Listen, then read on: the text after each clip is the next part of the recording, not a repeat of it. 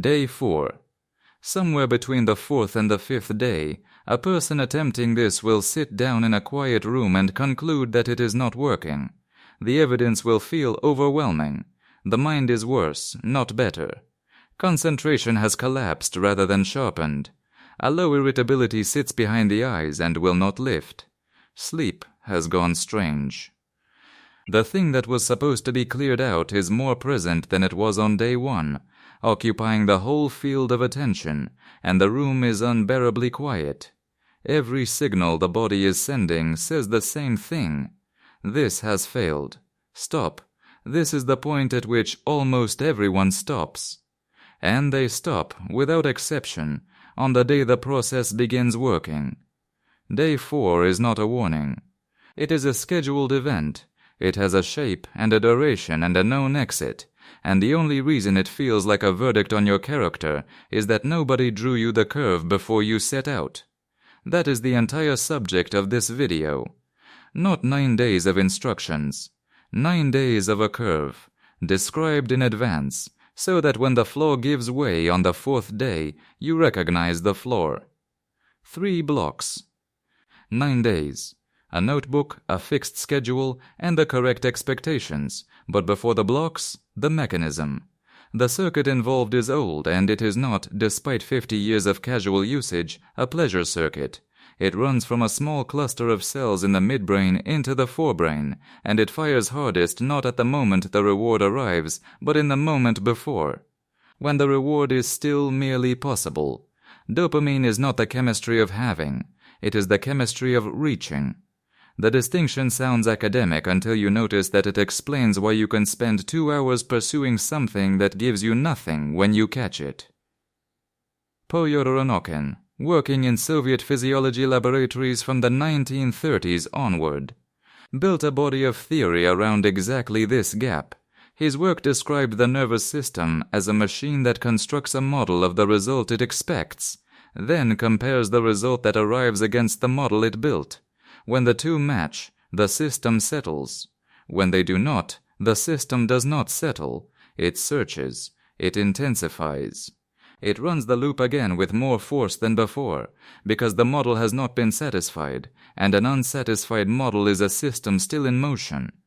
Now consider a signal that pays out unpredictably. Sometimes there is something worth seeing. Usually there is not. The model is built. The model is violated, the model is rebuilt. This is not a design flaw in the person. It is a well-constructed anticipation circuit, doing precisely the work it evolved to do, pointed at a source that never lets the comparison close. Over months, the system adapts. It has to. Faced with a constant flood of reaching signals, the receiving apparatus reduces its own sensitivity, because a system that cannot turn its gain down under permanent stimulation is a system that damages itself. Anokin's contemporaries understood this in the language of protective inhibition. The brain defends itself by going quiet. The consequence is the thing that brought you here. Everything else in life becomes flat. The book is boring. The walk is boring. Dinner with people you like is boring. Nothing is wrong with the book or the walk or the people. The gain has been turned down, and it has been turned down globally, and it will not turn back up while the flood continues. 9 days is roughly what it takes for the gain to come back up. That figure is not sacred, and it is not universal. It is a reasonable planning estimate, which is what a plan is. Which brings us to why this is organized in blocks and not in days. Soviet planning did not run on the week. Across industry and agriculture, the working unit was the decade, the 10-day cycle, and the reason was not ideological. A 10-day block was long enough to contain a real arc of work, and short enough that a person could see the far end of it from the near end. The day was too small a unit to plan against. The month was too large to feel. The block sat in between. The same logic applies here, and it matters more than it sounds. If you organize this as 9 days, then day 4 is a failure, because day 4 did not go well and days are graded. If you organize it as 3 blocks, day 4 is the interior of a block, and the interior of a block is not graded. It is simply where you are. The unit you count in determines what counts as failure. Choose the unit accordingly. 3 blocks. Strip, survive, rebuild. Each one is 3 days, and each one has a different job. Block 1. Strip, days 1 through 3. Alexei Gustev, running the Central Institute of Labor in Moscow through the 1920s, held that no work could be organized until it had first been counted. His institute began every intervention with the inventory. What is here? How much of it? Where does it go? Not what should be here. What is? So the first act is not removal. The first act is the count, and it happens before anything is taken away. Take a sheet of paper. For 1 full day you record every instance of reaching, every time the hand goes to the pocket, every time the tab opens, every time the sound comes on in the background because the silence had a texture you did not like. You are not stopping any of it on the first day. You are only writing it down, with a rough time next to each one. By evening the sheet is full, and it is worse than you assumed. That gap between the assumption and the sheet is the first useful thing this process gives you. And it is only available on day 1. It closes afterwards. On the second day you sort the sheet into 2 columns, and the sorting rule is mechanical rather than moral. Column 1 is anything that pays out unpredictably. Feeds, short video, notifications, the pull to refresh. Column 2 is everything else. The rule has nothing to do with whether a thing is good or wasteful or beneath you. It has to do with the shape of the payout. A 3-hour film is not on this list. A 3-hour film pays out once, at the end, exactly as promised. 40 minutes of scrolling pays out at random and never closes the comparison. The film is not virtuous, and the scrolling is not sinful. They are different machines, and only one of them is keeping the gain suppressed. Column 1 goes. Not reduced. Goes for 9 days, and the hardware leaves the room where you sleep. On the 3rd day you will feel fine. This is important, and it is where the first quiet trap sits. Days 1 through 3 are genuinely easy. There is a novelty to the empty pocket. There is a small pride in the sheet of paper. The room feels cleaner, and the decision feels like it has already been made. People finish day 3 and conclude they were never that dependent on it in the first place, which is an interesting conclusion to draw 72 hours into a 9-day protocol. The ease of block 1 is not a sign that the process is unnecessary. It is a sign that the system has not yet noticed. Adaptation is slow in both directions. It took months to turn the gain down, and it does not turn back up in 3 days, and in the meantime the reserves are still full and the withdrawal has not arrived. Block 1 ends with you feeling good and slightly smug. Note that feeling. It does not survive the night. Block 2. Survive, days 4 through 6. This is the block that decides the outcome. And it is the block nobody tells you about, because day 4 is unbearable does not sell a program. What happens on day 4 is not mysterious. The system, deprived of the flood, has not yet turned its gain back up. It is running with the sensitivity of a person under permanent stimulation and none of the stimulation. That is the definition of a deficit, and it produces exactly what you would predict from a deficit. Everything is flat. The irritability is not directed at anything. The reaching is constant and has nowhere to land. And the mind, which is an inventive organ, will produce an elegant argument that the experiment has been disproven, and the correct move is to stop. The argument is not stupid. It is well constructed. It is also being generated by the system that has the most to gain from your quitting, which is a thing worth knowing about an argument. There is a Russian word that gets translated as hardening, zakalivany. It was applied to metal, and it was applied to people, and in Soviet physical culture it meant the deliberate, scheduled exposure to difficulty, on the theory that a capacity untested is a capacity you do not actually have. The relevant part is not the toughness, it is the scheduling. Hardening was never something you did when you felt able. It was on the calendar, and the calendar did not consult you.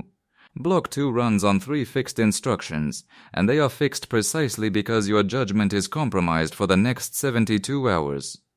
The first.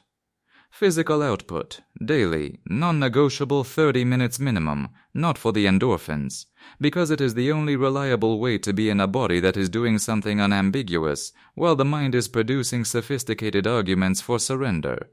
A body walking uphill is a body that is currently unavailable for negotiation.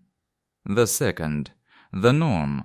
Soviet production ran against a daily quota that did not adjust for how the worker felt on the morning in question, and the norm was a flaw rather than a target.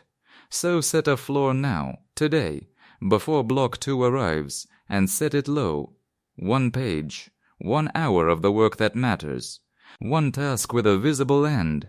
The floor is not there to produce impressive output during your worst 3 days. It is there so that on day 5 you have documentary evidence that you functioned. That evidence is what you will be arguing against the mind with, and an argument needs evidence. The third, no decisions. Nothing about your job, your relationships, your city. Or your life gets decided between day 4 and day 6.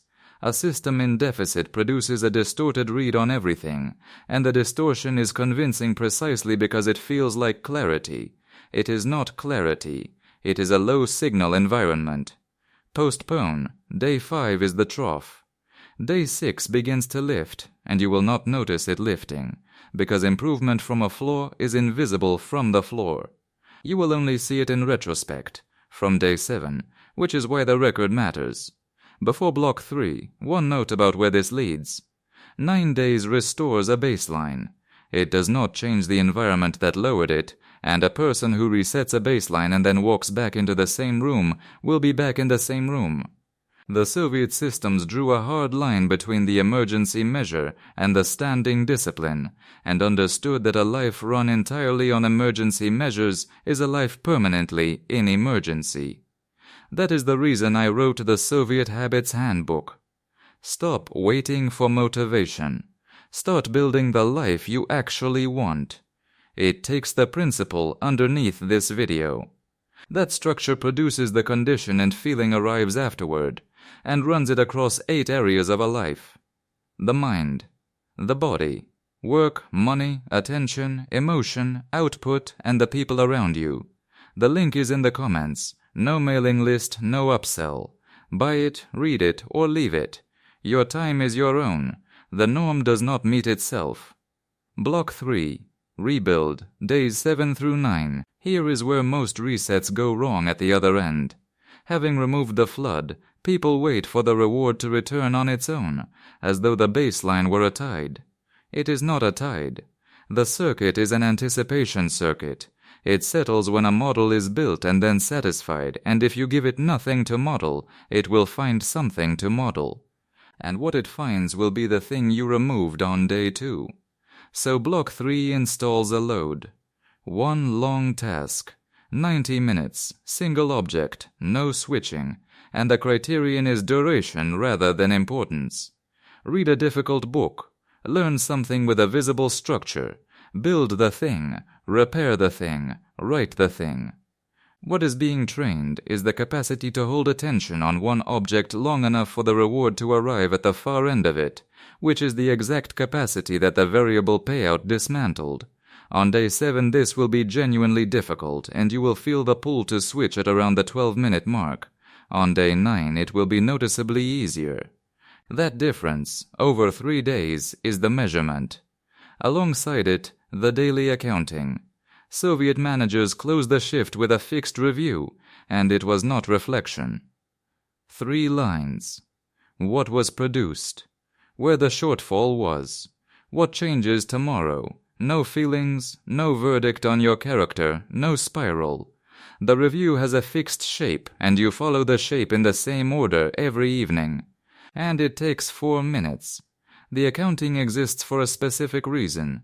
On day 9 you will be tempted to conclude that nothing much happened, because the return of a baseline is quiet. Nobody notices the arrival of an ordinary Tuesday.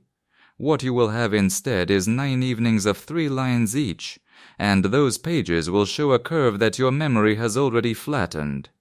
So, day 9. Here is what it delivers, stated at the correct size. Food tastes like something again. A conversation holds without your hand moving toward your pocket. The book gets read at the pace of a book. The walk is not boring. None of this is transcendence, and anyone selling you transcendence at the end of 9 days is selling you something. What has come back is ordinary sensitivity to ordinary things, which you had by default before it was spent, and which is worth more than it sounds because everything else you value runs through it. There is one more thing worth saying, and it is not encouraging. Day 10 exists.